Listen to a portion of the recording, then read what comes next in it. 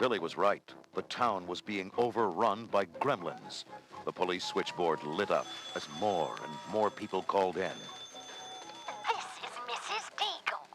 I demand you do something about these creatures outside my house. They're scaring my cats and making me upset! The phone rang again. Something's inside the mailbox on the corner. It's throwing out all the letters. Hurry, please! There's a thing swinging on my television antenna, and it's messing up my favorite show. You guys better get down here to Main Street. Somebody's playing with the traffic light, and it's green in all directions. There have been 2 accidents already. The gremlins were running wild all over Kingston Falls. They broke windows, knocked over garbage cans, and destroyed parked cars. They even chased passers-by, stealing articles of clothing and then strutting around proudly with their new coats, hats, and scarves.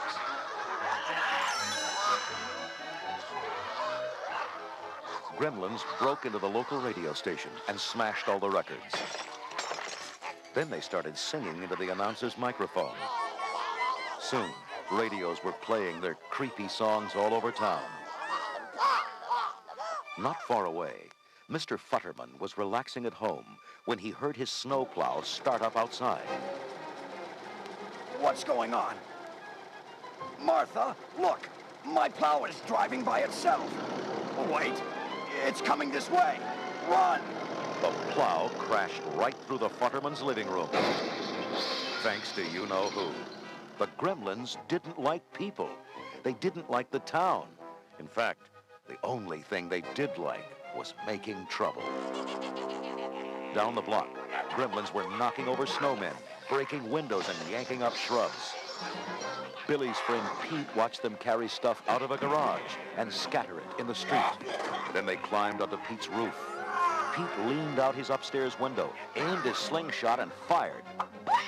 A gremlin toppled over backwards. I got him! Pete aimed again. I'll teach you to pull down our decorations. How? Got another one.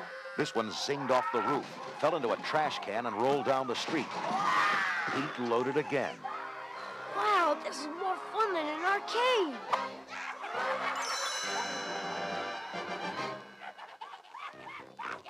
Downtown, at Dory's pub, dozens of gremlins had taken over the room, driving out all the customers.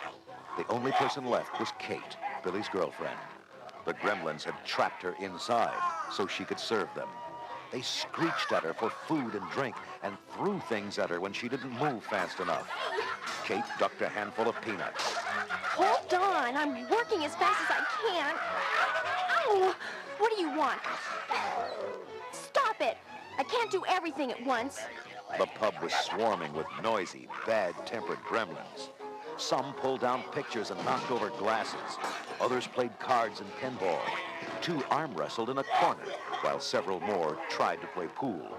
They ripped up the felt, cracked pool cues over each other's heads, and threw the billiard balls into the jukebox. One gremlin even swung from an overhead fan. Another demanded that Kate light his cigar. She struck a match and saw the gremlin wince. The light must hurt their eyes. That gives me an idea. Kate searched behind the counter. Ah, here's Dory's camera. She pointed the lens at the closest gremlins. Smile, turkeys. The flash bar blazed, and the gremlins howled in pain. They backed away from Kate as she aimed again. Let me through. Move over, you. Take that. Time and again, she blinded the creatures as she headed for the front door. There was only one gremlin left in her way. Back off, Buster. She clicked the camera. Nothing happened. Oh, no. I've used up all the flashes. The angry gremlins quickly surrounded Kate. Now, they would never let her escape. Then, bright light flooded into the pub. But gremlins screamed and covered their eyes. Kate looked outside to see headlights from a parked car shining straight into the pub. A figure climbed out of the driver's seat. Kate, it's me, Billy. Come on! Kate ran outside and jumped into Billy's car. Careful, Kate, you almost sat on Gizmo. Billy turned the key, but the car wouldn't start. What a time for it to act up. Come on, let's make a run for it. The headlights should keep them trapped for a while. Billy grabbed Kate's hand, and they raced down the snowy street. Let's duck into the bank. We'll be safe in there. Kate followed Billy into the deserted building and caught her breath. Oh, Billy, I've never been so scared in my life. Thanks for saving me. She hugged him fondly. What's going on, Billy? What are those creatures? It's a long story, Kate. But the most important thing is we beat them. Gizmo shook his tiny head. Well, little guy, at least we beat them for now. That was the end of Book 3 of Gremlins. Billy, Kate, and Gizmo are safe for now. But Billy's headlights won't hold the Gremlins forever. Find out what happens next in Book 4, Gremlins, Trapped.